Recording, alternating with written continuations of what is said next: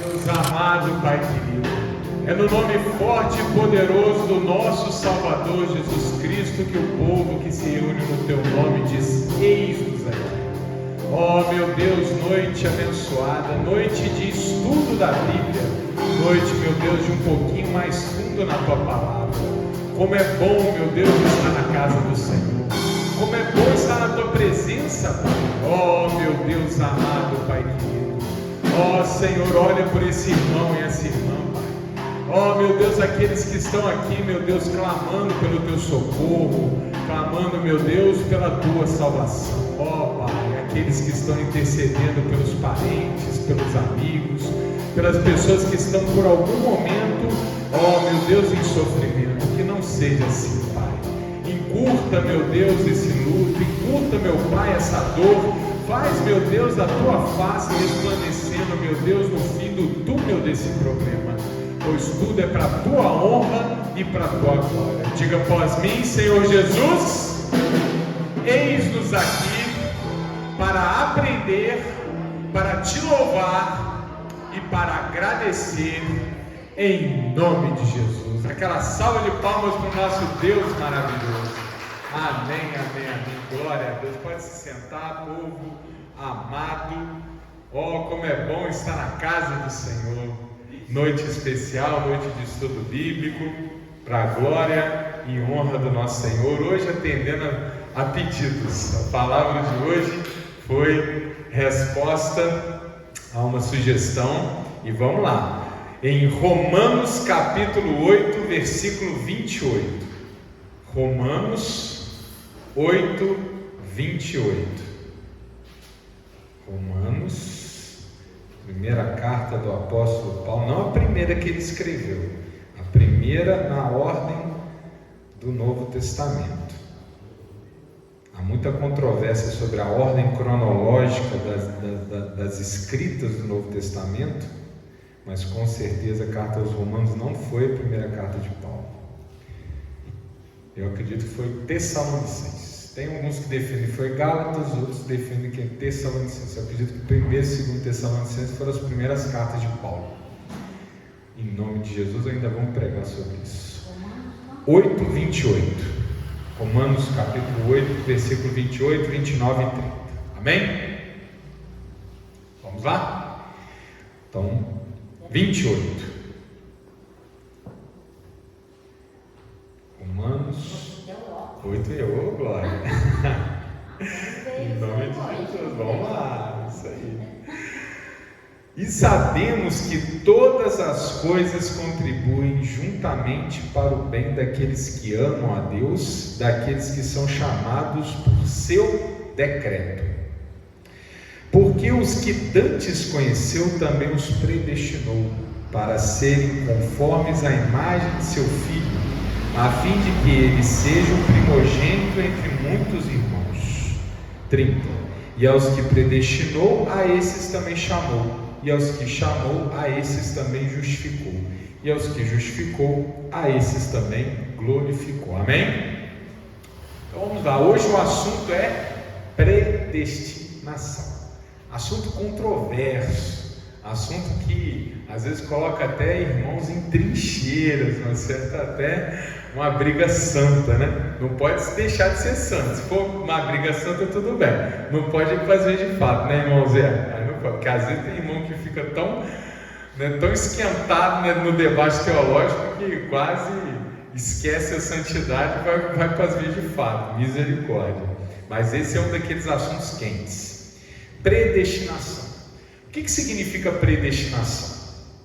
Predestinação tem a ver com pré-definir ou pré-determinar ou determinar o destino anteriormente. Amém? Quando é que esse tema apareceu pela primeira vez nos debates teológicos? Apareceu no século V, numa época em que um teólogo chamado Pelágio defendia que os seres humanos podiam se salvar através das obras, que portanto essas pessoas que se salvam pelas obras teriam mérito na salvação. O que está totalmente na contramão de tudo que nós conversamos até aqui, não é isso? Toda a teologia da justificação que a gente vem desenvolvendo aqui, não é? É o contrário. A lei fala de mérito. Se eu seguir a lei e conseguir cumprir a lei, eu vou ser salvo. Tem ser humano que consegue cumprir a lei? Não. Então a lei, ela vem de ser a lei. Eu ainda vou pregar sobre a lei, amém? Ela vem, uma das funções da lei, dentro do grande plano pedagógico de Deus, é nos mostrar que nós somos incapazes de sermos justos por nós mesmos. O pecado, ele corroeu o nosso âmago de tal maneira que nós não conseguimos caminhar no bem. Então nós precisamos que Deus se mova, envie o seu Filho, para que ele se dê em sacrifício e aí nos salve. Então, portanto, não é pela nossa obra, pelo nosso esforço que vem a salvação. A salvação vem por graça, amém? Pelo ato de Deus nos salvar. Pelágio, no século V, ele bate de frente com essa teologia e diz que os seres humanos, se escolherem caminhar nas boas obras, eles conseguem adquirir a salvação. Não deu outra, veio controvérsia. E quem assumiu a posição contra Pelágio é ninguém menos do que o nosso conhecido Agostinho de Hipona, os maiores teólogos da igreja, sem sombra de dúvida, todos nós conhecemos, né? A igreja católica até trata ele como um santo, não é isso? Santo Agostinho.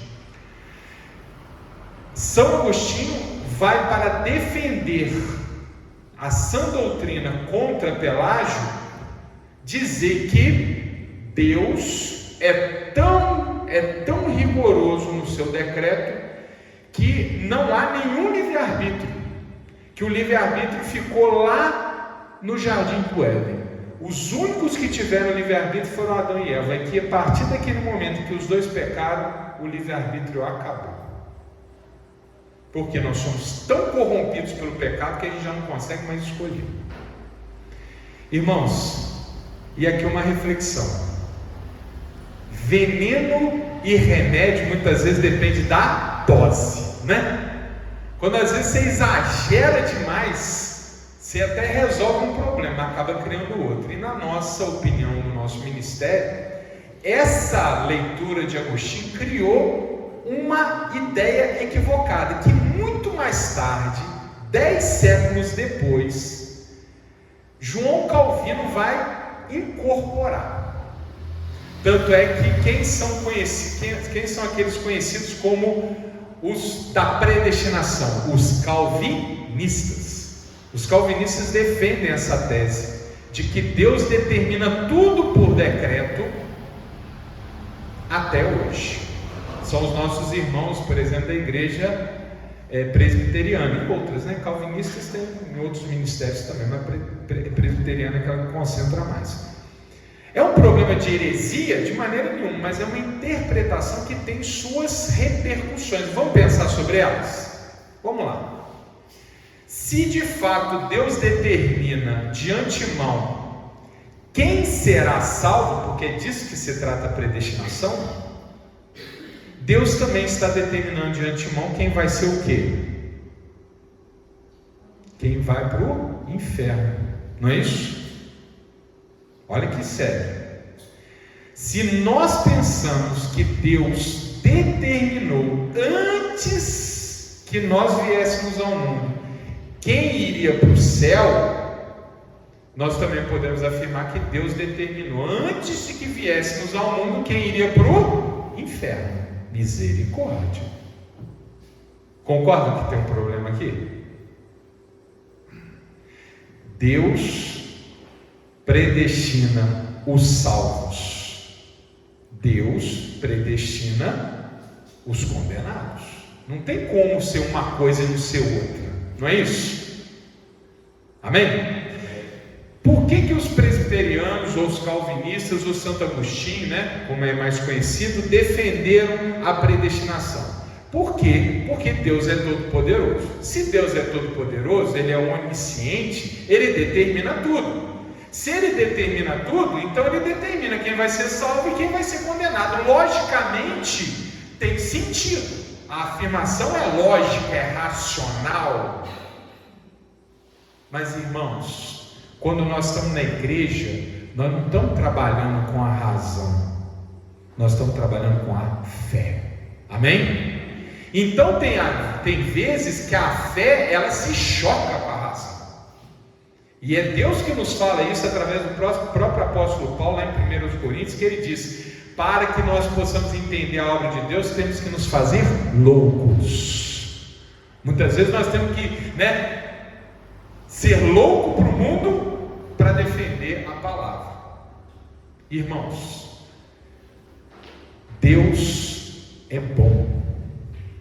Se Ele é bom, Ele não aceita que alguém seja predestinado a ir para o inferno.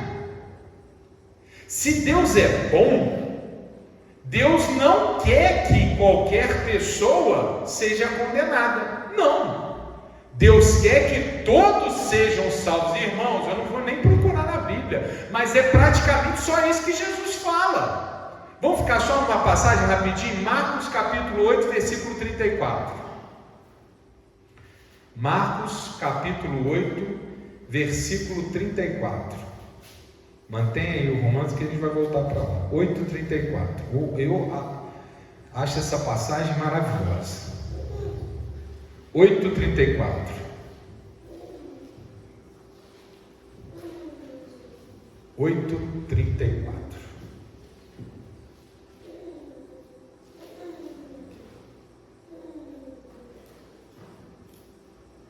Posso? Olha que lindo. E chamando a si a multidão com seus discípulos, disse-lhes: se alguém quiser vir após mim, negue-se a si mesmo e tome a sua cruz e siga-me. Irmãos, se quiser. Olha o que Jesus está falando. Se você quiser, se você decidir, se você tomar essa posição, se for por sua livre, espontânea iniciativa, me segue. O que significa dizer que se não quiser me seguir também, meu irmão, fazer o quê? Como falar de predestinação assim? Ouvindo essa palavra de Jesus, será que Jesus está nos enganando, ludibriando, fazendo teatro? Claro que não. Jesus está sendo claro, nós temos escolha. Nós temos opções. Nós podemos escolher segui-lo ou podemos escolher não segui-lo. Vamos voltar para o raciocínio calvinista? Ora, se todos fomos predestinados para ser salvo ou ser condenado, não tem escolha. Já está definido. Deus decretou. Mas Jesus não está me falando isso aqui. Jesus está me dando escolha. Ele está olhando para mim, para você, dizendo: se você quiser, venha. Não tem aquela passagem também? Baterei na porta, aquele que quiser vai abrir, eu entrarei, sentarei em sua mesa e cearei com ele, não é? Então está dizendo que eu posso escolher abrir ou não abrir. E tem tantas outras passagens. Então, dito isso, volta lá para Romanos. Romanos 8, 28.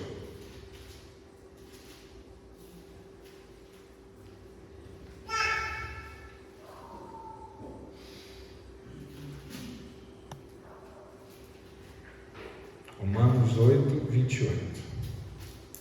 Está lá. Vamos direto para o 29.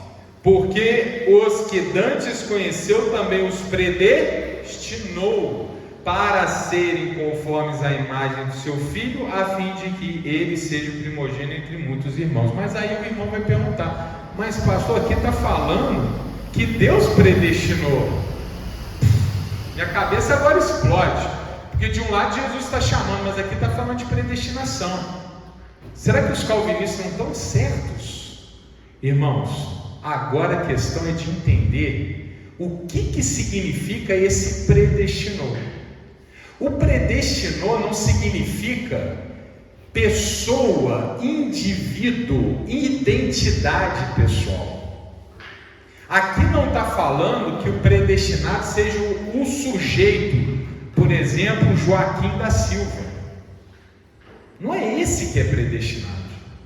Quem é predestinado é a classe, é o grupo daqueles que aceitam Jesus. Amém? Amém?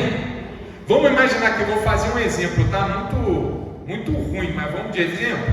É como se Deus falasse assim: todo mundo tem o direito de escolher o seu time de futebol, mas quem escolheu o Botafogo vai para o céu. Quem dera, não é bem assim. É padecer na terra, né? A parte, fecha parênteses. Irmãos, a irmã Mariana pode escolher ser flamenguista, vascaína, botafoguense, palmeirense. Se ela escolher certo, vai para o céu. O irmão Jonas pode escolher ser, sei lá, corintiano, e aí o paraíso não é dele. Agora a irmã Aline chega e escolhe botafoguense, aí o que acontece com ela? Vai para o paraíso. Está entendendo o exemplo? O exemplo é ruim, mas deu para entender? Deus, na verdade, antes da formação do mundo, Ele já sabia que o pecado viria, e Ele já organizou o plano, e Ele já determinou a saída, e Ele disse: todo aquele que crê em Jesus será salvo. Mas quem não crê em Jesus, infelizmente, contra a minha vontade, mas vai ser destruído, vai para o inferno. Deus armou um plano para nos salvar, e disse: quem aderir ao meu plano, vai ter a vida eterna. Isso aqui não casa com a ideia de graça? Não casa com a nossa conversa sobre justificação de cultos anteriores? Amém? A palavra é muito clara em relação a isso. Então, aqui o que está sendo dito? Olha lá, ó. Porque os que dantes conheceu, Ele viu todos nós, também os predestinou, estabelecendo: quem crê no meu Filho vai ser salvo, para serem conformes à imagem de seu Filho, a fim de que ele seja o primogênito entre muitos irmãos.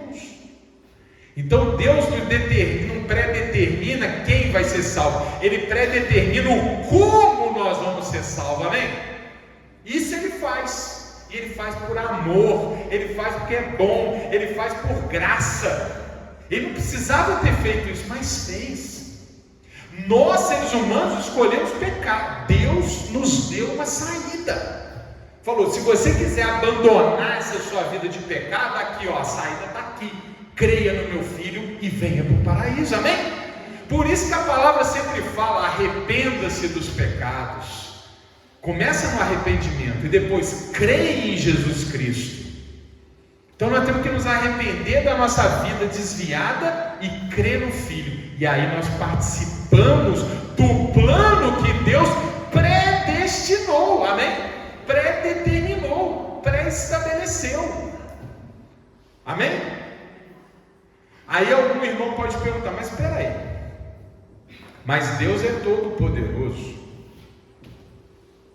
Se Ele é onipresente, onisciente, se Ele estabeleceu o céu, a terra e tudo o que há, por que Deus não salva todo mundo? Irmãos, aqui que está a maior expressão do amor de Deus. Oh, irmãos, aqui que está a maior demonstração de que Deus nos ama. Deus podia ter nos feito robozinhos. Deus podia ter nos feito como uma porta, ou como um passarinho, ou como uma cobra, ou como, sei lá, um leão. Leão tem livre escolha? Não. João de Barro, ele vai deixar de fazer aquela casinha do jeitinho que ele faz para construir um prédio? Não. Os animais são presos no instinto, e os objetos não têm nem vida. Deus fez certas coisas para a existência, fez outras coisas para a existência e para a vida, e fez um único ser que tem existência, vida e consciência. Este somos nós. E por que Deus nos deu consciência? Para que nós possamos escolher. E se nós podemos escolher, nós somos livres. Deus nos fez livres. Tão livres, mas tão livres, que Ele permitiu que nós escolhêssemos não ficar com Ele. Estão vendo o tamanho do amor de Deus? Deus nos deu a capacidade de escolher não ficar com Ele. Lembra que Deus nos fez a sua imagem e semelhança? Quem era o único ser com liberdade? Deus. Ele nos deu um pedacinho da liberdade dele. Ele falou: você vai ser tão livre que você vai poder escolher ficar longe de mim. É a vontade de Deus que a gente fique longe? Não, Deus quer todo mundo pertinho, mas Ele nos dá esse direito de escolher. Então Deus é todo poderoso ao ponto dele se limitar. Ele é tão poderoso que Ele resolveu criar uma criatura que pode escolher não obedecê-lo. E que se escolheu obedecer é porque quer obedecê-lo, é porque tem consciência da obediência, é porque tomou a decisão, é porque respondeu ao chamado de Cristo. Jesus está dizendo: se quiser, venha. E nós podemos dizer: sim, Senhor. Amém? Nós podemos dizer: sim, Senhor. Ninguém está obrigando. Amém? Então o que Deus fez? Ele nos deu liberdade. Ao nos dar liberdade, nós podemos escolher ficar com Ele ou não ficar com Ele. Então Ele manda o seu Filho, porque nós nos desviamos, nos afastando dele. Ele nos deu o Filho dele, para que todo aquele que nele crê volte para a presença de Deus. E aí Ele estabelece desde antes do tempo o quê? O predestino. Quem escolher ficar com Jesus será salvo. Quem escolher ficar longe, infelizmente, vai ter que lidar com as suas escolhas. Amém? Irmãos, e é importante, parece um debate teológico inócuo, não é não, irmão? Por que nosso ministério ele faz essa leitura da predestinação? A predestinação que coexiste com a escolha, porque nós temos uma tarefa. Qual é? Ajudar os irmãos que não encontraram Jesus a aceitá-lo como verdadeiro Salvador. Se a gente chega para as pessoas e diz assim: Deus já predestinou tudo, quem vai ser salvo e quem vai ser, destruído, o que o irmão pode pensar? Se Deus já determinou, eu não preciso escolher, eu não preciso me esforçar, eu não preciso fazer nada, Deus já escolheu. Irmãos, não é assim não. Deus não escolheu quem vai ser salvo. Essa decisão cabe a nós tomar. Amém? Amém? Vamos lá rapidinho, Romanos capítulo 2. Romanos capítulo 2, muito rápido.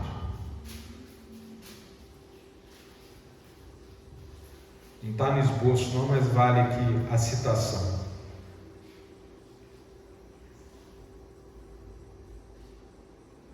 Capítulo 2, versículo 12.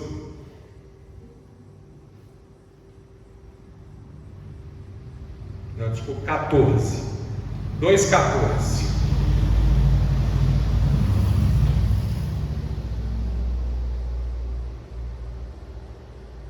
Amém? 2,14. Posso? Porque quando os gentios que não têm lei fazem naturalmente as coisas que são da lei, não tendo eles lei, para si mesmos são lei. Irmãos, não vou aprofundar não, que vale uma pregação específica sobre esse versículo, mas vem aqui comigo rapidinho. Paulo está nos falando uma coisa muito importante aqui. É fato que o ser humano foi corrompido pelo pecado, mas nós temos dentro do nosso coração, ainda viva, uma pequena chama,